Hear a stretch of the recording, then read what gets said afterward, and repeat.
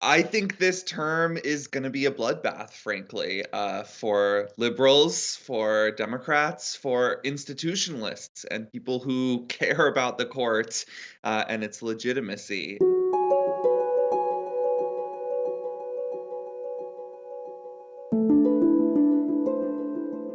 There's a 6-3 split now, with at least 6 conservative justices and 5 ultra-conservative justices, and I think they are going to really drag the law far to the right very fast this term, and I think that's gonna do a lot of damage to the court as an institution and to the country.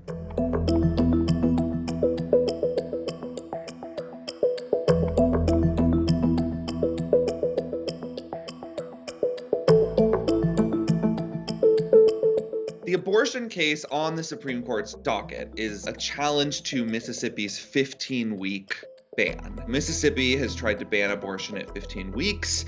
That is a clear violation of Roe v. Wade, which says that states cannot ban abortion before viability, which is at about 24 weeks. It seems pretty clear that the court took this case because it wants to, at a minimum, roll back Roe v. Wade and let states ban abortion much earlier in pregnancy.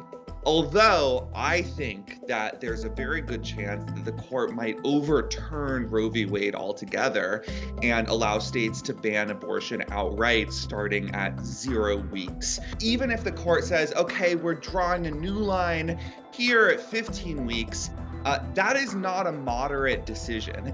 That is opening the door for other lower courts to begin upholding all kinds of extreme legislation.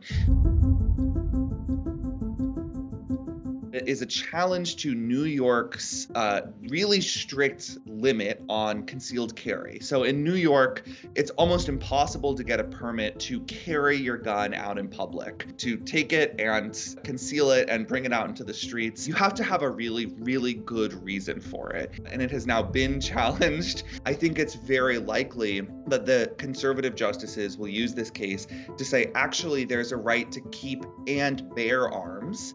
And that means a right to take your gun out in public. And so if you own a handgun or even an assault weapon potentially, you have a fundamental constitutional right to take it out in public. And that decision will strike down laws not just in New York, but also other states that limit concealed carry, like California, and I think really kind of transform the laws that tens of millions of Americans are subject to, and move every state's gun regulations toward a model like what we see in Texas, where you can just take your gun everywhere and there's absolutely no limit on what you can do with your assault weapon.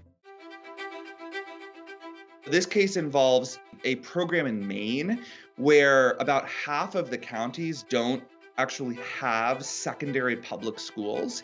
So the state, in order to provide education, has to give children funding to go to private school. And for decades, the state has said it's not going to fund explicitly religious education. This case is a challenge to that bar against the funding of religious education. Several parents have brought lawsuits arguing that it violates their free exercise rights to have to choose between accepting money from the state and sending their children to a religious school for religious education.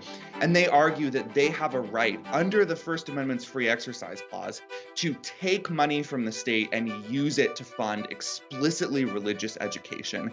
And I think the Supreme Court is going to agree with them. I think the Supreme Court is going to force the state of Maine to begin funding overtly religious education for potentially tens of thousands of young people in the state under the guise of protecting free exercise of religion.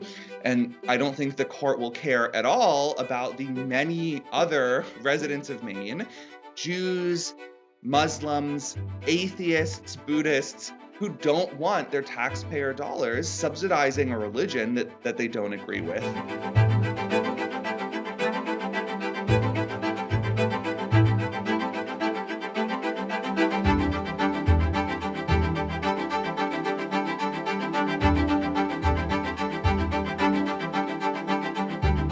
Republicans are bad at governing. They're not very good at passing their agenda. Their agenda is wildly unpopular. Most Americans don't agree with it. They can't enact it democratically. They can't win elections and pass their policies as a democratic matter. So instead, they squeeze through all of these judges and rely on them to enact the Republican Party platform from the bench.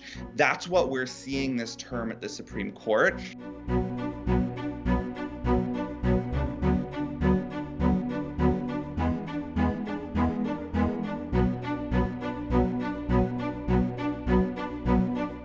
The number one thing that everyone can do, I think, is just look at the Supreme Court with a healthy dose of skepticism, question what they're doing over there, and really ask, do we want to live in a democracy where all of the major policy questions are decided by 5 or 6 conservative justices, most of whom were appointed by presidents who didn't even win the popular vote?